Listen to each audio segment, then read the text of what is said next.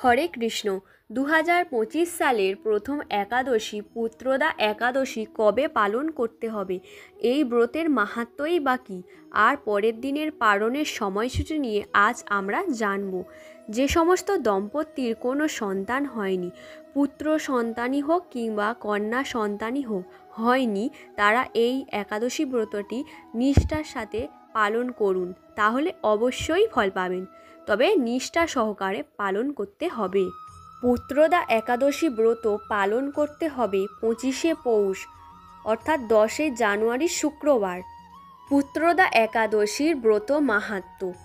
যুধিষ্ঠির বললেন, হে কৃষ্ণ, পৌষ মাসের শুক্লপক্ষের একাদশীর নাম কি, বিধি বা কী, কোন দেবতা এই দিনে পূজিত হন এবং আপনি কার প্রতি সন্তুষ্ট হয়ে সেই ব্রতফল প্রদান করেছিলেন, কৃপা করে আমাকে সবিস্তারে তা বলুন। শ্রীকৃষ্ণ বললেন, হে মহারাজ, এই একাদশী পুত্রদা নামে প্রসিদ্ধ। সর্বপাপ বিনাশিনী ও কামদা এই একাদশীর অধিষ্ঠাত্রী দেবতা হলেন সিদ্ধিদাতা নারায়ণ। ত্রিলোকে এর মতো শ্রেষ্ঠ ব্রত নেই। এই ব্রতকারীকে নারায়ণ বিদ্বান ও যশস্বী করে তোলেন। এখন আমার কাছে ব্রতের মাহাত্ম্য শ্রবণ করুন। ভদ্রাবতী পুরীতে সুকেতুমান নামে এক রাজা ছিলেন। তার রানীর নাম ছিল শৈবা। রাজদম্পতি বেশ সুখেই দিন যাপন করছিলেন। বংশরক্ষার জন্য বহুদিন ধরে ধর্ম কর্মের অনুষ্ঠান করেও যখন পুত্র লাভ হলো না, তখন রাজা দুশ্চিন্তায় কাতর হয়ে পড়লেন। তাই সকল ঐশ্বর্যবান হয়েও পুত্রহীন রাজার মনে কোনো সুখ ছিল না। তিনি ভাবতেন, পুত্রহীনের জন্ম বৃথা ও গৃহশূন্য।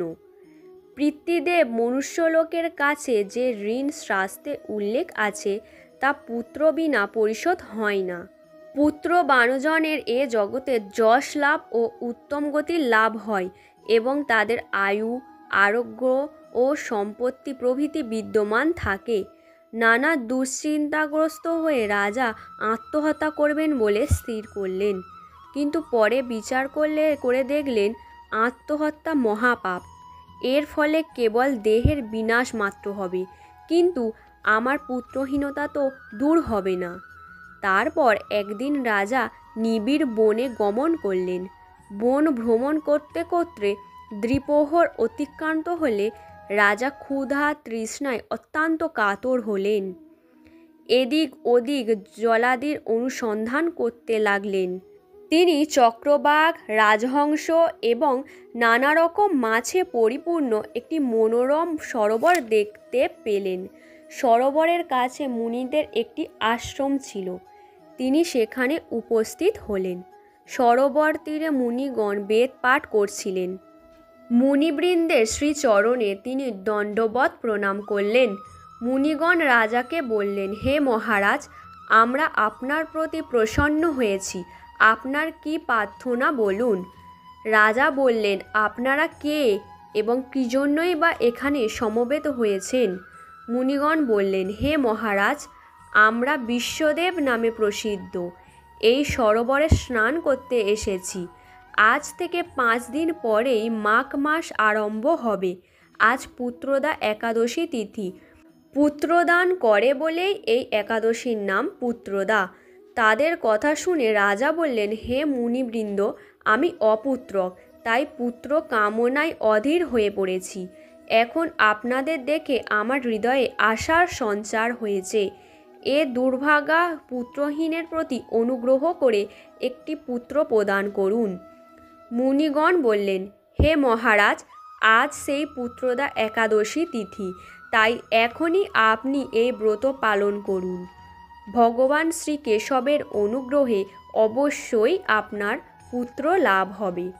মুনিদেবের কথা শোনার পর যথাবিধানে রাজা কেবল ফলমূলাদি আহার করে সেই ব্রত অনুষ্ঠান করলেন। দ্বাদশী দিনে উপযুক্ত সময়ে শস্যাদি সহযোগে পালন করলেন।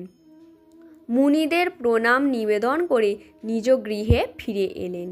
ব্রত প্রভাবে রাজার যথাসময়ে একটি তেজস্বী পুত্র লাভ হল।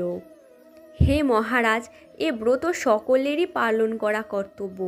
মানব কল্যাণ কামনায় আপনার কাছে আমি এই ব্রত কথা বর্ণনা করলাম। নিষ্ঠা সহকারে যারা এই পুত্রদা একাদশী ব্রত পালন করবে তারা পুত নামক নরক থেকে পরিত্রাণ লাভ করবে। আর এই ব্রত কথা শ্রবণ কীর্তনে অগ্নিষ্টম যজ্ঞের ফল পাওয়া যায়। ব্রহ্মাণ্ড পুরাণে এই মাহাত্ম্য বর্ণনা করা হয়েছে। তো এই ছিল পুত্রদা একাদশীর ব্রত মাহাত্ম্য। এবারে পালনের সময়সূচি নিয়ে আলোচনা করা যাক। পশ্চিমবঙ্গে পালন করতে হবে 11ই জানুয়ারি সকাল 6টা 27 থেকে 8টা 23-এর মধ্যে। বাংলাদেশে পালন করতে হবে 11ই জানুয়ারি সকাল 6টা 51 থেকে 8টা 53-এর মধ্যে। বৃন্দাবন 7টা 11 থেকে 8টা 23-এর মধ্যে। উত্তরপ্রদেশ 6টা 58 থেকে 8টা 23-এর মধ্যে। দিল্লি সকাল 7টা 15 থেকে 8টা 23-এর মধ্যে। আপনারা সকলেই এই পুত্রদা একাদশী নিষ্ঠা সহকারে পালন করবেন এবং পরের দিন যথা সময় মেনে পালন করে নেবেন।